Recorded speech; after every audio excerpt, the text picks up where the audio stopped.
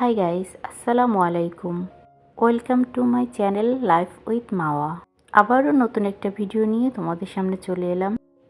আমার বোন এখানে আমার বাবুকে অনেক আদর করছিল। আমার বাবুটাও অনেক দুষ্টুমি করছিল।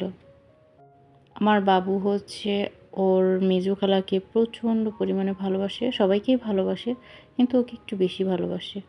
যাই হোক, কথা বলতে বলতে আমরা বাইরে ওয়েট করছিলাম, যেহেতু আমাদের রুমটা একটু পরিষ্কার করছিল। ফাইনালি রুমের ভিতরে চলে আসছি। তোমরা যারা আমার আগের ভিডিও দেখেছো তারা অবশ্যই জানো যে আমি কোথায় যাচ্ছি। তারপরও আরও একবার বলে দিচ্ছি, আমি যেহেতু উমরা করতে যাচ্ছি। আমি খুলনা থেকে ঢাকায় এসেছি। এখন ঢাকায় এসে একটা হোটেল রুম বুক করে আমরা হোটেলে উঠে গেছি অলরেডি। এখন ফ্রেশ ট্রেশ হয়ে আমি চলে আসলাম। উবারে ওঠার পরে আমার খুবই খারাপ লাগছিল, মানে গরম লাগছিল প্রচুর পরিমাণে। এই জন্য আমার বোন বাইরে থেকে খাবার নিয়ে আসছে আসার সময়।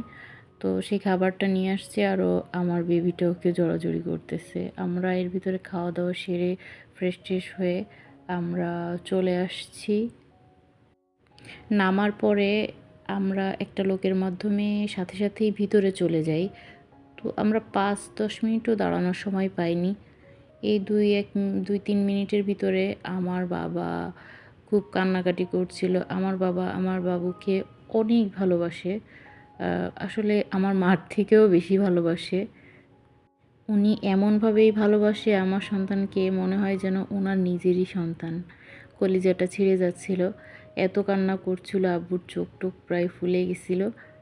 আমারও এত খারাপ লাগছিল, আমি কিভাবে যে যাব, আমার ওই সময়টাও খুব এত খারাপ লাগছিল তা বলে বোঝানোর মতো না।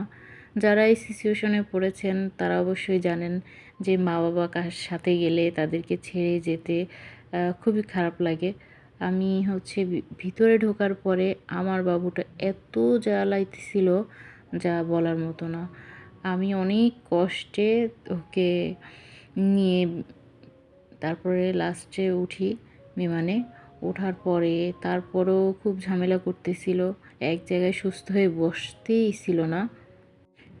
লাস্ট যখন বিমান ছাড়ে তখন লাইট অফ করে দেয়, ওই সময়ও একটু ভয় পেয়েছিল।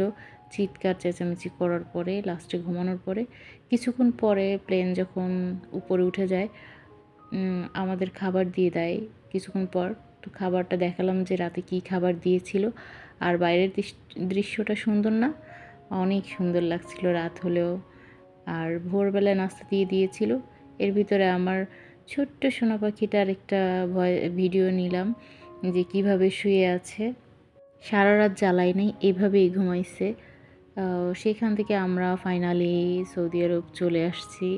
এই তো আমরা এখন ওর বাবাকেও পেয়ে যাব। এখন ওর বাবা ওকে দেখে দৌড়ে চলে আসছে। আমার বেবির জন্মের পর এই 4 মাস পরে ওর বাবা চলে আসছিল। তারপরে এই প্রথম আবার বাবার সাথে দ্বিতীয়বার দেখা। প্রথমে বাবার সাথে যাচ্ছিল না, আমাকে এখন আর চিনেই না। দুইজনে খুব বেশ গল্প জুড়ে দিয়েছে। আমরা এখন বাসার উদ্দেশ্যে রওনা দিচ্ছি। ভিডিওটি ভালো লাগলে লাইক, কমেন্ট, সাবস্ক্রাইব করে পাশে থাকবেন। আল্লাহ হাফেজ, টাটা।